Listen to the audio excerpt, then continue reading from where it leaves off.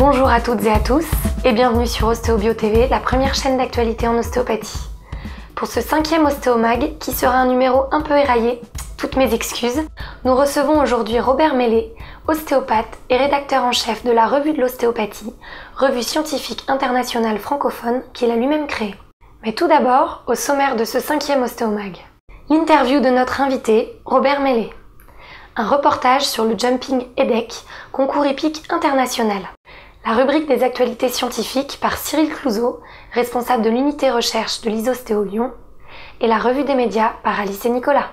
Robert Mellé, bonjour. Bonjour Romane. Nous commençons avec vous ce 5e Ostéomag. Vous êtes ostéopathe depuis 1984, diplômé de l'IWGS, et en exercice libéral à Paris depuis 1990, c'est ça ? Sur Paris, oui, 1990, mais déjà en banlieue parisienne depuis 1984. D'accord. Et alors, quel a été votre parcours avant de devenir ostéopathe ? J'étais kinésithérapeute. Voilà, et à peine terminé les études de kinésithérapie, j'ai donc ouvert un cabinet de kinésithérapie en banlieue et je me suis aperçu que la patientèle était essentiellement composée de patients consultants pour rachialgie et que les techniques de kinésithérapie étaient à peu près aussi efficaces que le temps qui passe. Voilà, donc je me suis intéressé à d'autres approches et j'ai été associé avec quelqu'un qui était justement en études d'ostéopathie à l'IWGS et c'est comme ça que j'ai débuté les études. Et vous êtes également diplômé d'épidémiologie et de biostatistique depuis 1993. Oui. Et chercheur à OpenRom. Voilà. Est-ce que vous pouvez nous dire en quoi ça consiste exactement ? Alors OpenRom est un bureau d'études en santé publique qui donc un bureau de recherche. Il est connu en médecine générale parce que c'est lui qui gère les réseaux d'observation de la grippe en France, entre autres activités, et puis il développe depuis quelques années des activités sur la recherche en ostéopathie, et je suis plus... C'est comme ça que vous avez intégré... En fait, j'ai commencé à intégrer dans le conseil scientifique de MACMUT, qui est un groupement de mutuelles de la fonction publique, qui souhaitait rembourser des actes de chiropraxie et d'ostéopathie, et pour cela être conseillé par un conseil scientifique. Et donc, OpenRom s'est chargé de créer ce conseil scientifique, et j'étais amené à croiser donc le responsable d'OpenRom à ce moment-là. Et puis on a décidé ensuite de travailler ensemble et de développer des protocoles de recherche clinique en ostéopathie. Et vous êtes un hyperactif, vous avez participé à la revue Apostille, oui. Et vous avez finalement créé votre propre revue en 2011, la revue de l'ostéopathie, dont vous avez amené le dernier numéro. Amené le dernier numéro, donc voilà pour la caméra et plan large, merci beaucoup. Donc c'est le numéro 11 de la revue, en effet. J'ai été co-rédacteur en chef avec Laurence Tube. Laurence Tube était à l'époque... président de l'Académie d'ostéopathie, et moi je m'occupais du comité d'études et de recherche de l'ostéopathie de l'Académie. En ce qui concerne Apostille. Apostille, voilà. Et donc pendant 7 ou 8 ans, je me suis occupé d'Apostille où on sortait 1 à 2 numéros par an. Voilà, et donc j'ai trouvé que la profession d'ostéopathe, enfin la discipline ostéopathie avait besoin en France d'une revue qui sorte beaucoup plus régulièrement. Et puis avec une facture réellement professionnelle dans sa mise en œuvre, la recherche d'articles et la diffusion de la revue. Donc j'ai décidé de créer une revue qui est indépendante. Tous les articles sont reviewés, le comité scientifique est indépendant. Voilà, l'objectif étant, en sortant 4 numéros par an, à terme d'être référencé dans les banques de données internationales, de type Medline, PubMed, Embase, etc. Mais on entend souvent qu'il y a peu de publications en ostéopathie. Alors comment créer une revue justement d'articles scientifiques en ostéopathie ? Alors justement, il y a peu de publications. Ça n'a pas dû être facile. En revanche, il y a beaucoup d'études qui sont réalisées dans le cadre des mémoires de fin d'études des étudiants. Alors, on a un grand panel d'écoles d'ostéopathie en France. C'est le moins qu'on puisse dire. C'est le moins qu'on puisse dire.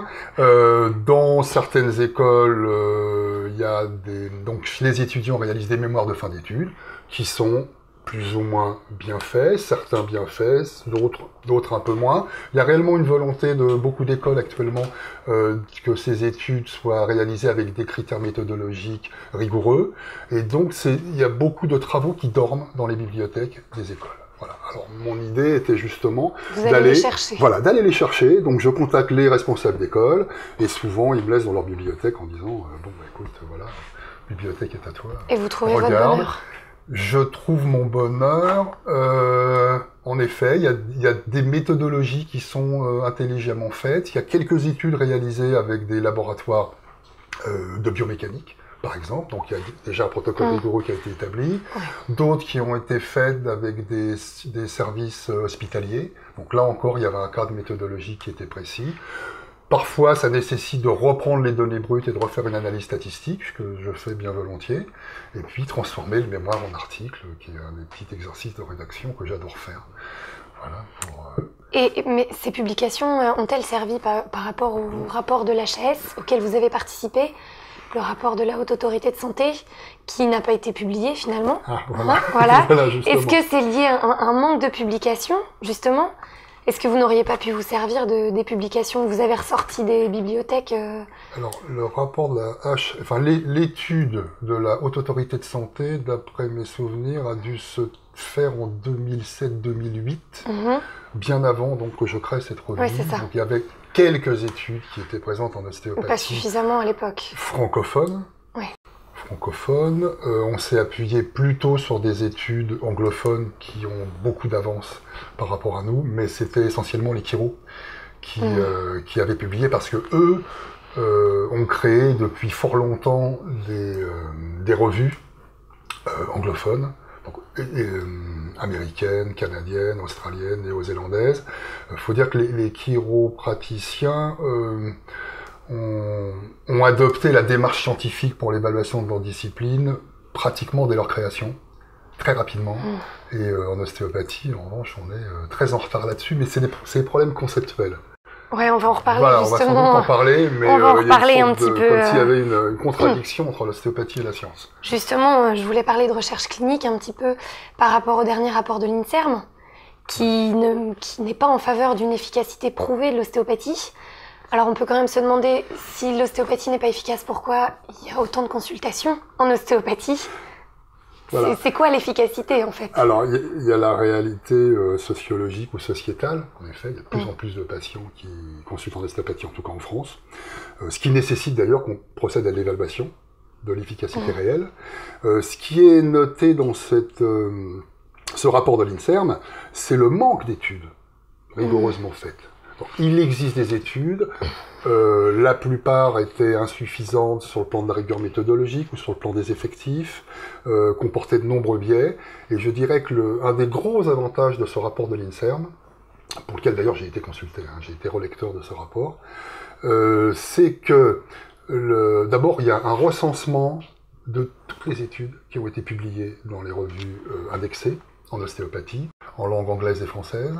Ils sont allés rechercher également la littérature grise, c'est-à-dire les mémoires de fin d'études, les études non publiées, et il y a réellement, je crois qu'il y a 300 références dans ce rapport de l'INSERM, à peu près 300 références, d'une part. D'autre part, il y a une analyse critique de toutes les études qui sont présentées, avec à chaque fois mis l'accent sur l'identification de la faiblesse méthodologique propre à cette étude. Et à la fin de ce rapport de l'INSERM, ceux qui ont fait les conclusions donnent la méthodologie à suivre pour l'adapter à l'évaluation d'une discipline telle que l'ostéopathie. Donc ce rapport-là, c'est vrai qu'il peut être douloureux lorsqu'on fait une première lecture. En fait. Il faut le prendre du côté positif.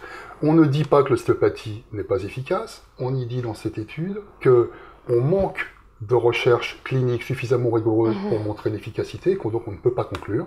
Et donc la porte est ouverte pour réaliser maintenant des études avec des méthodologies adaptées à la discipline. Il est tout à fait possible de faire de la recherche scientifique, clinique, avec de l'ostéopathie. Du 31 janvier au 2 février dernier avait lieu au Polypic de Lorraine à Rosières-aux-Salines la 6e édition du Jumping EDEC. En plus d'y être représenté par Marianne Labatte et Marion Popoff, pour la première fois, Ostéobio était partenaire de cette grande manifestation en proposant des consultations gratuites aux cavaliers et au public. Pierre-Ogier Urvois a rencontré pour nous Juliette Chiffolo, Margot Morel et Freddy Poirier, les étudiants qui ont pu bénéficier de cette expérience enrichissante.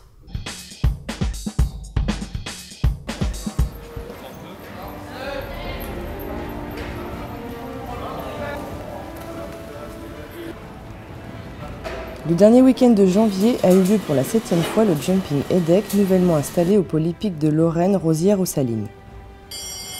Ostéobio est pour la première année partenaire de cette manifestation. Marion Delobel, directrice de communication de l'événement, nous explique pourquoi ce choix de partenariat. Le partenariat avec Ostéobio est nouveau de cette année. C'est vrai qu'on voulait élargir au maximum les différents partenariats. Et Ostéobio, c'est une école qui en plus peut participer au trophée et qui était intéressée par notre partenariat. Donc c'était un bon moyen pour nous de mettre en avant cette école et ce savoir-faire au sein de notre événement.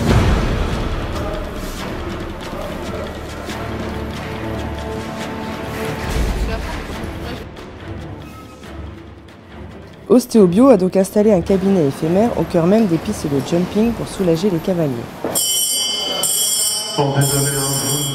Mais qu'est-ce qui a motivé ces étudiants à participer à ce stage de 3 jours un peu particulier?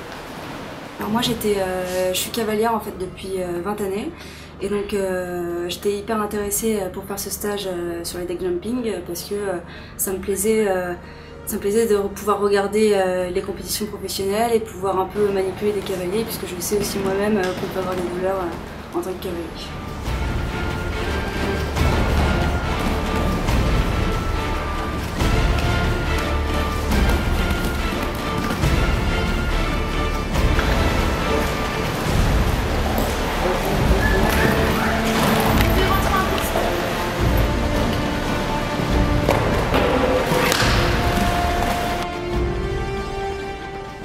Le niveau de la compétition monte et le cabinet ostéopathique commence à recevoir ses premiers patients. Alors, quelles sont les pathologies que l'on retrouve ici? On va surtout retrouver des cervicalgies, des douleurs d'épaule suite aux chutes plus particulièrement, mais aussi des lombalgies, des coxopathies et surtout des tendinopathies au niveau des adducteurs. C'était une visite dans le petit dos, il y avait plus de... Non, du tout.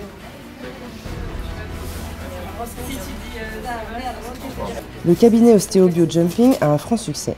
Mais comment cela s'est passé pour nos compétiteurs engagés dans le jumping? Ouais, c'était un peu compliqué ce matin, je devais passer en dernière. Finalement, il y a eu un peu des imprévus, donc je suis passée dans les premières, c'était un peu speed. On s'est levé à 5 h du matin pour préparer les chevaux, pour aller chercher nos chevaux. Donc c'est des chevaux que vous ne connaissez pas du tout. Bon, c'était un peu la découverte, c'était le stress. J'ai senti qu'au niveau de la condition physique, c'était pas ça, parce que bon, c'est quand même un sport physique malgré tout ce qu'on peut croire. Voilà, j'ai des grosses raideurs dans les épaules, dans le dos, donc voilà, j'attends qu'il me soulage tout de suite.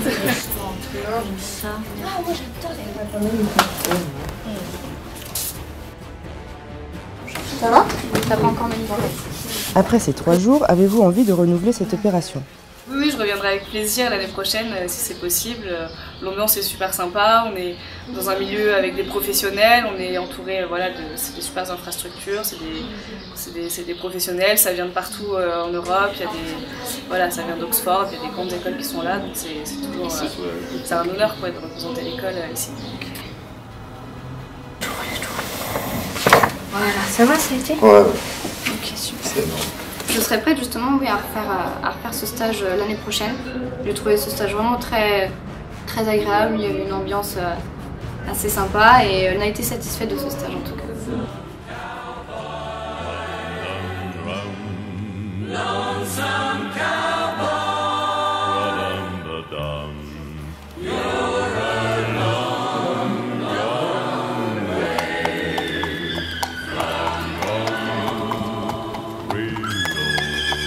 On félicite chaleureusement Marianne et Marion pour leur très belle 4e place par équipe au trophée étudiant du jumping EDEC. On vient de parler d'efficacité, on va maintenant parler d'innocuité avec les manipulations vertébrales, donc les gestes à haute vélocité et faible amplitude, parce qu'on ne peut pas, pour des raisons éthiques évidentes, prendre un panel de personnes, les manipuler et voir les conditions dans lesquelles apparaissent les effets indésirables. Comment peut-on faire de la recherche sur l'innocuité ? Alors, c'est une question d'ostéovigilance, pour faire un parallèle avec la pharmacovigilance, c'est-à-dire que ça consiste à recueillir les incidents qui se sont produits au fil du temps. Donc, comment avoir une exhaustivité de ces rapports d'accident? En général, c'est en passant soit par les compagnies d'assurance qui assurent les risques des ostéopathes, mais aussi des autres praticiens, des kinés, des chiro. qui sont donc amenés à pratiquer des manipulations vertébrales, et puis étudier quels étaient les éventuels facteurs de risque, éventuellement prédictifs de ces accidents. Enfin, voilà. Et le fait de comprendre davantage le comportement mécanique de la colonne vertébrale sous l'action d'une manipulation, ça ne pourrait pas aider justement à améliorer l'innocuité de l'ostéopathie? Alors, il est clair qu'il faudrait confronter, là on est dans la recherche qui n'est plus la recherche clinique. Non, là on est sur la recherche fondamentale. C'est-à-dire, est-ce que justement, les s'appuyer axes, davantage sur de la biomécanique. Voilà, les axes proposés par les techniques décrites dans la littérature ostéopathique, ou chiro d'ailleurs, que ces axes sont vraiment conformes avec la réalité biomécanique. Voilà, alors ça tombe bien parce que je crois que c'est dans le numéro 10 de la revue de l'ostéopathie, j'ai fait publier un article qui a été réalisé à l'Université libre de Bruxelles, en département de biomécanique, où on s'aperçoit en fait que la mobilité costo-vertébrale n'est pas conforme avec les axes proposés pour les manœuvres ostéopathiques. Voilà. Donc ça remet en cause la description des manœuvres et ça suppose qu'on puisse adapter éventuellement d'autres manœuvres en fonction de ces connaissances actuelles.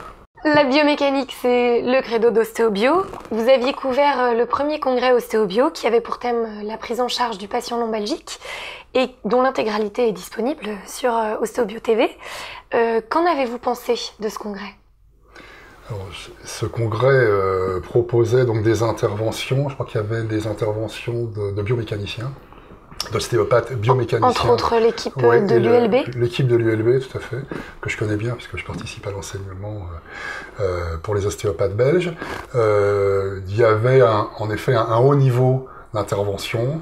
On a vu que cette compétence, cet haut niveau de compétence en biomécanique, comment elle pouvait en plus être transposable et adaptable à la clinique, parce que c'était ça qui était en fait intéressant. C'est pas seulement le fait de faire de la recherche fondamentale, mais c'est aussi le fait de voir quelles applications on pouvait en faire pour l'ostéopathie et pour la pratique quotidienne.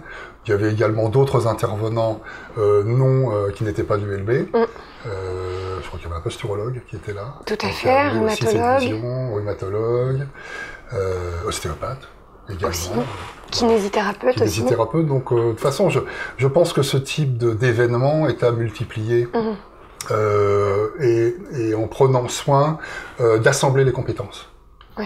Non pas seulement les ostéopathes, intégrer l'ostéopathie dans le parcours de soins. Voilà, d'intégrer bien sûr l'ostéopathie dans le parcours de soins, on est acteur de santé, même si ce n'est pas officiel, si ce n'est pas dans les textes, on s'intéresse à la santé de nos patients. Et justement, il va y avoir un prochain congrès Ostéobio les 4 et 5 avril prochains sur la plagiocéphalie. Est-ce que vous serez là ?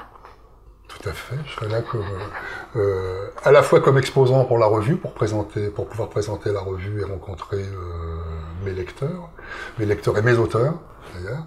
Et puis je serai là également comme spectateur. Et la plagiocéphalie, justement, c'est un sujet très à la mode. Vous n'avez pas de publication à venir là-dessus dans votre revue ? Non, mais je suis ouvert.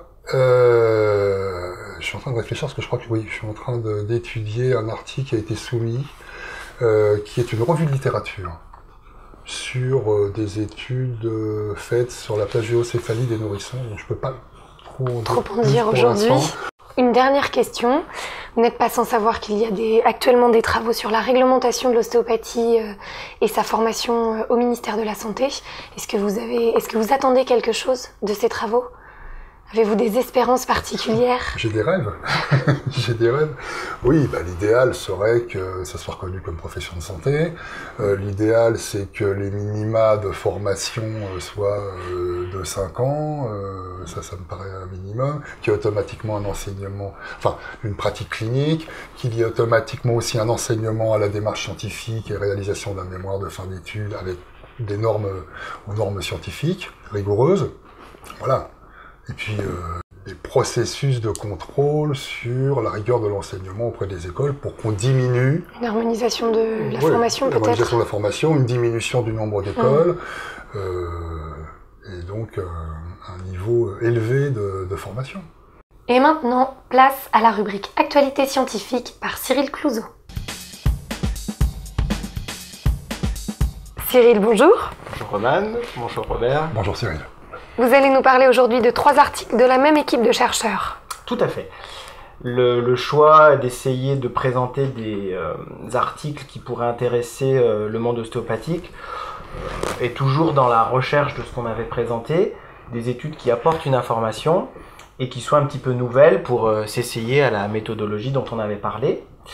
Et ce choix repose sur finalement la méthode qui a été suivie par cette équipe de chercheurs, qui a certainement une stratégie, puisqu'on voit 4 articles, je dis 4 mais 3 articles dont on va parler, qui font référence à un même article, qui est une étude qui a voulu être l'étude la plus complète et des mots de l'auteur la plus parfaite, en essayant de prendre dans une revue d'analyse précédente toutes les erreurs des autres études et d'essayer justement de les corriger en proposant un essai clinique qui est je dirais, tous les critères nécessaires à fonder des preuves que nous attendons en ostéopathie.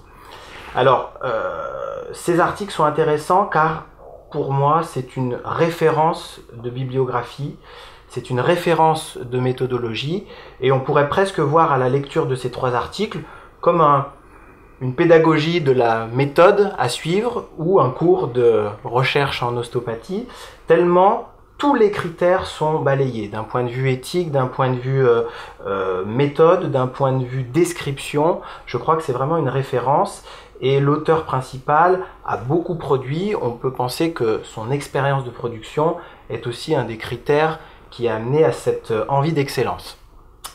Ce qui est difficile, c'est si on prend un de ces articles, peut-être pas au hasard, mais sans lire les autres, et si on ne les prend pas dans la chronologie, car vraiment, il y a une chronologie de publication. On voit que le premier est dans une revue connue des ostéopathes, le JAOA. Ensuite, le deuxième est dans une autre revue, les Annales de médecine familiale américaine. Et le troisième est dans Manual Thérapie.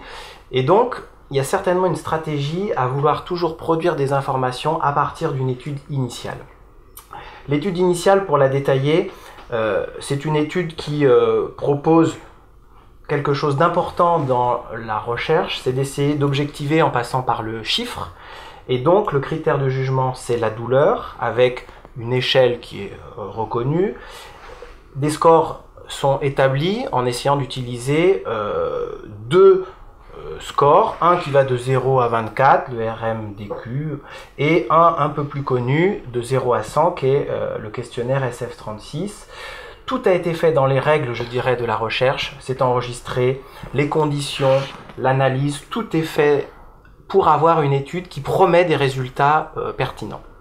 Et donc finalement, les 3 articles traitent d'une partie des résultats qui vont être analysés en fonction de critères un petit peu différents. Et alors sont-ils aussi pertinents qu'ils voudraient l'être? Alors, on est un tout petit peu en deçà des prévisions initiales. On s'attend vraiment à au meilleur essai clinique.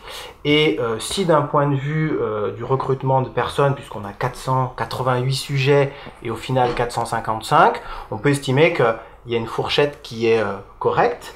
Simplement, l'évolution des articles a aussi une évolution dans la description statistique, dans la description de l'analyse qui est de plus en plus compliquée et qui peut perdre un petit peu le novice sur certains termes. Donc il faut faire quelques références de méthode. Mais pour faire simple, l'avantage de chacun est d'apporter quelque chose de nouveau. Le premier apporte des références. Comment se baser, quelle amplitude d'effet on peut estimer par rapport à une action ostéopathique dont on discutera certainement tout à l'heure. Le deuxième, c'est est-ce qu'il y a des dysfonctions spécifiques en ostéopathie qui peuvent rendre compte de la douleur. Le troisième, est-ce qu'il y a des patients qui sont plus répondants que d'autres à l'ostéopathie? Et clairement, dans tous les articles, l'auteur, l'équipe répond aux questions. Répond en donnant une tendance si c'est pas significatif et répond en donnant une valeur si c'est significatif. Et on s'aperçoit de quelque chose qui n'est peut-être pas nouveau pour tous les praticiens, mais on s'aperçoit que sur cet essai clinique qui porte sur les patients lombalgiques chroniques depuis plus de 3 mois, on a une meilleure réponse des traitements ostéopathiques chez les patients qui ont une intensité élevée. C'est-à-dire que sur l'échelle de douleur allant de 1 à 10, tous les patients qui ont plus de 5 ont mieux répondu par une baisse de l'intensité algique que ceux qui avaient une douleur dite modérée. Dans le deuxième article, l'équipe propose une classification de la dysfonction selon des critères: texture des tissus, côté de 0 à 1, asymétrie, restriction de mobilité et souplesse. C'est-à-dire qu'au lieu d'arriver à une analyse qualitative qui dit c'est un peu restreint, c'est un peu bloqué, on a un score qui va permettre de standardiser cette cotation de la dysfonction sur les 15 praticiens ostéopathes de cette étude qui va durer finalement 4 ans, pour essayer d'avoir une échelle des indicateurs anatomiques, j'ai envie de dire comme le docteur Main l'avait fait pour classifier le dérangement intervertébral mineur, avec la cellulose, ténomyalgie. Je pense qu'on peut retrouver quelques correspondances.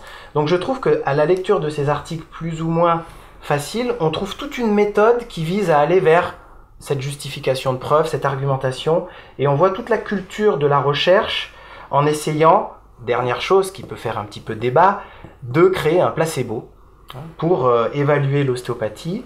Et ce placebo est un mimétisme temporel et un mimétisme de technique, mais avec le principe d'avoir un toucher très léger, le Light Touch Study, qui est apparemment aujourd'hui un des seuls placebos qui semble être acceptable dans ces études contre placebo.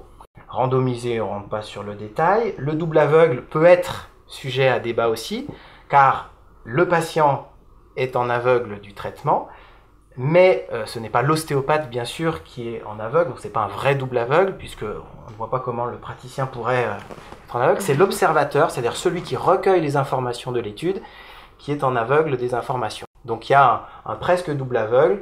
On a toute une méthodologie d'analyse statistique très complexe qui laisse penser à tout le savoir-faire. On est dans des analyses non paramétriques compliquées, avec des références prises dans des journaux comme Spine, comme le JAMA. Je crois qu'on peut se fier vraiment à toute la biblio et le savoir-faire de ces articles. Robert, des remarques par rapport aux articles dont vient de nous parler Cyril ? Oui, remarque, mais surtout des précisions. En fait, je vais dans le sens de Cyril. On est en présence d'un modèle. Donc, c'est pas tant les résultats qui sont intéressants, quoique il est utile de les examiner et de les étudier. C'est vraiment l'exercice de style, avec un Y, sans mauvais jeu de mots, de la méthodologie quasi idéale. D'une part, c'est un essai 2x2. Alors 2x2, à la lecture de l'article, on voit que c'est l'ostéopathie qui a été testée, puisqu'on a un groupe traité par ostéopathie, l'autre qui ne l'est pas, ou qui est un placebo d'ostéopathie, entre guillemets le placebo, et puis un groupe a des ultrasons, et pas l'autre. Voilà, ce qui fait qu'il y a 4 groupes. Sur le plan d'analyse statistique des données, c'est fort intéressant parce que ça permet de répondre à plusieurs questions. La première, c'est est-ce que l'ostéopathie est efficace? Oui, non. Est-ce que les ultrasons sont efficaces? Oui ou non? Entre l'ostéopathie et les ultrasons, quelle approche est la plus efficace? Et la quatrième question, c'est si on les associe, est-ce qu'il y a un bénéfice? Voilà, donc l'un, c'est une étude très explicative, avec une seule technique, très très bien, parfaitement décrite. De l'autre côté, une étude plutôt de type pragmatique, se rapprochant de la pratique courante, mais difficilement reproductible. Je pense qu'il faut les deux types d'études, et sachant que tous les stades intermédiaires, comme ce que vient de dire Cyril Clouseau, notamment, c'est-à-dire qu'on a des possibilités dans le protocole d'adapter en fonction de certaines caractéristiques. Et j'ai l'impression, mais il faudrait inviter les auteurs, que c'est un peu la stratégie qui est là-dessous. C'est-à-dire qu'à partir d'un enregistrement de données, ils font des analyses par différentes méthodes, par différentes approches, qu'ils publient dans différentes revues. Ça, c'est peut-être un choix de la revue, mais j'ai l'impression qu'il y aura l'article 4, l'article 5, qui à chaque fois vient... je pense qu'il y a beaucoup de paramètres qui sont développés dans ces études et c'est peut-être pas fini. Et juste une dernière petite question, est-ce que l'ostéopathie ne mériterait pas d'être comparée à autre chose qu'un placebo? Alors, méthodologiquement, voilà. Je ne vais pas parler de cette étude en particulier, méthodologiquement, lorsque on évalue l'impact d'un nouveau traitement, on le compare aux meilleurs traitements actuels connus. Peut-être que l'ultrason, dans le cadre des patients inclus dans l'étude, était le meilleur traitement connu. Ça, je ne suis pas persuadé de la chose. Pour l'étude, puis après j'ai une autre précision, pour l'étude, pourquoi le choix de l'ultrason? C'est que chez les kinésithérapeutes ou physio, c'est l'ultrason qui est utilisé pour produire un effet d'échauffement qui est évalué à 4 degrés. Et c'est utilisé par 60% des kinés. Dans le côté ostéo, les traitements soft tissue, haute vélocité étaient utilisés par la majorité. Donc en fait, ils ont comparé les traitements les plus utilisés. C'est tout. Et sur cette idée un peu de mot placebo qui peut choquer, est-ce que l'ostéopathie périte pas mieux, il y a peut-être aussi tout simplement des études versus l'histoire naturelle de la maladie. C'est-à-dire que on peut prendre un groupe témoin sur lequel on ne fait rien et on voit l'évolution naturelle par rapport à autre chose. Il y a plein de modèles à penser comme application de ceux existants, qui est un travail un peu d'ajustement, voire même à créer. Et eux ont travaillé sur les modèles existants avec une grosse référence critique aux bases Cochrane qui disent ça ne peut pas être significatif, et ils ont essayé de montrer comment eux allaient pouvoir, en utilisant les bons outils, les rendre significatifs aux yeux des critères de la database Cochrane qui a fait un listing des douleurs dorsales. Je pense qu'on va en rester là pour aujourd'hui, parce qu'on va vous retrouver dans un débat très prochainement, où justement vous pourrez développer tout ça encore davantage. Mais pour apporter des précisions. Sans problème. Avec plaisir. Avec grand plaisir. Merci beaucoup Cyril. Merci Robert. Merci Robert. Et maintenant, place à la tant attendue revue des médias. Alice et Nicolas, bonjour. Bonjour. Bonjour à tous. On commence avec vous alors? Oui, alors on va revenir sur une petite vidéo qu'on avait vue sur l'Ostéomag numéro 4, où on voyait un joueur de football américain se faire manipuler sous anesthésie générale. On s'en souvient bien. Hein. Voilà, donc on tient quand même à préciser que tout l'examen clinique avait normalement été fait au préalable pour savoir si le patient était manipulable et si bien évidemment il pouvait supporter une anesthésie générale. Et on remercie aussi Gérald Stoppini qui a commenté cette vidéo et qui nous a informé du fait qu'en fait cette technique est utilisée aux États-Unis donc par les ostéos, les chiros, même les médecins orthopédistes sur des patients qui ont un très fort gabarit, comme les sportifs de haut niveau, ou des patients qui ont de fortes fibroses musculaires. Voilà, qui reste quand même quelque chose assez rare normalement. Donc c'était un peu du folklore quand même. Bon. Non, on ne serait pas là-dessus, mais bon, quand même, c'est vrai que c'est quelque chose qu'on ne verra pas en France. Merci pour les précisions en tout cas. Voilà. Donc on commence cette 5e revue des médias avec une nouvelle preuve supplémentaire de l'engouement pour l'ostéopathie, donc avec un petit dessin animé qui s'appelle Homo Sapiens, qui est diffusé sur Arte et qui est inspiré de la BD de Jules, Silex and the City. Je ne sais pas si vous connaissez, on regarde un petit extrait. Mince! Oh non, c'est pas possible! Madame, vous faites un exposé sur les invertébrés! Attends, maman, tu es rentrée du collège à 4 pattes? Bonjour l'exemple pour les élèves. Depuis le CM2, on essaye de leur inculquer la station debout et toi, en 3 minutes, tu ruines 5 années de bipédie. Oui, pardon, papa, mais t'aurais pu l'aider. Bon, en tout cas, il faut te débloquer, hein. Tu peux pas rester comme ça. On va te prendre rendez-vous à la clinique Saint-Erectus. Les chirurgiens ont une très bonne réputation. Excusez-moi, mais vous y êtes pas du tout, là. Le mal de dos, c'est un truc qui soigne avec des méthodes douces. On va pas engraisser le lobby paléo-pharmaceutique, quand même. C'est pas avec ces conneries d'Homo Sapiens que tu vas te redresser, chérie. Ma copine Eve a un super bon ostéopathe. Vous êtes le docteur Wang? Approchez-vous, Madame Docon. Je vais examiner. Je vois. Bipédie mal assumée. Des scolioses. Stress. Redressement trop rapide. C'est le coup classique. Allongez-vous. Ça fait du bien. Oh là là. Docteur. Comment faites-vous? Et sans pouce préhenseur. On m'appelle le Djongo Reinhardt des dorsolombaires. Et voilà. Docteur, je vais vous recommander à toutes mes amies. Je ne préfère pas. Un avis sur ce petit dessin animé? Un sourire déjà. Puis on est en présence d'un Dr House ostéo, quasiment, donc très avec un caractère assez fort, bon, c'est très amusant.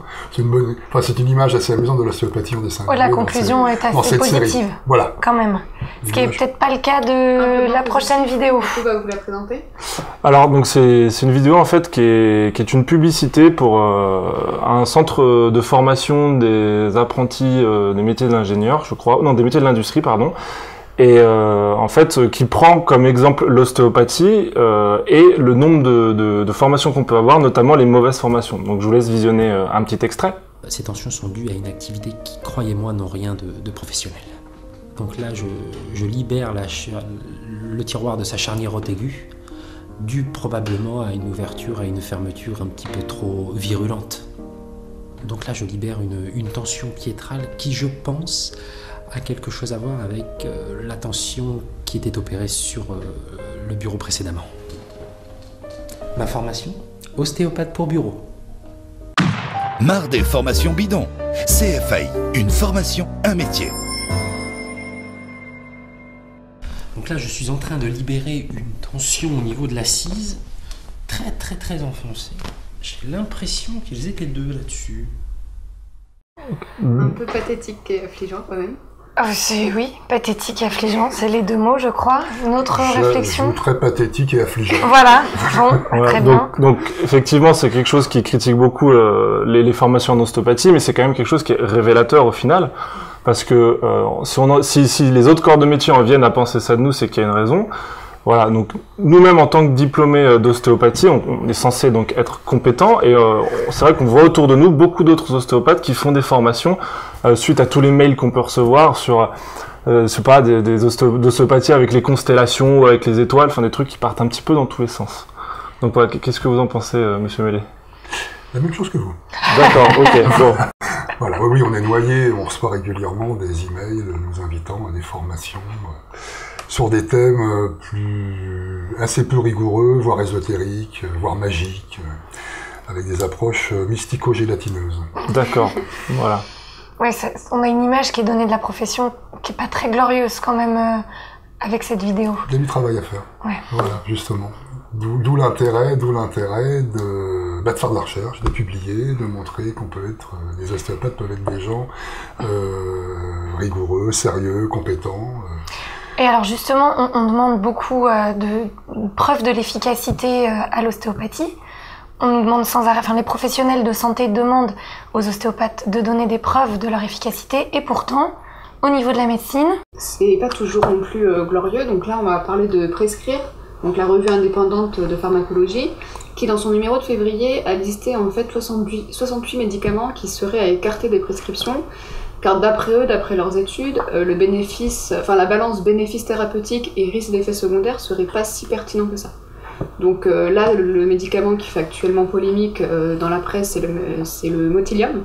Et ce que pointe du doigt Prescrire, c'est le fait que les autorités de santé mettent beaucoup de temps à réagir et à prendre en compte les données de pharmacovigilance.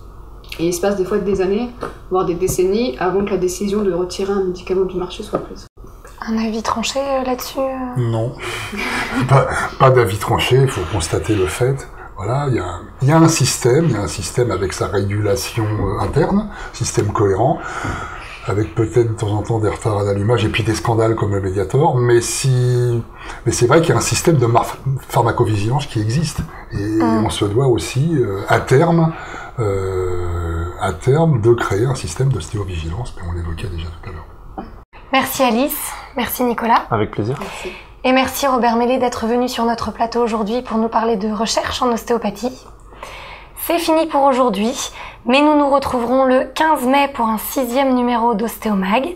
D'ici là, vous pouvez retrouver en intégralité le congrès Ostéobio, ainsi que le symposium roman de physiothérapie et d'ostéopathie de Lausanne. Et n'oubliez pas, le prochain débat en ligne le 15 avril. C'était Romane Jouffe en compagnie d'Alice, Nicolas et Robert Mellet pour Ostéobio TV. À bientôt.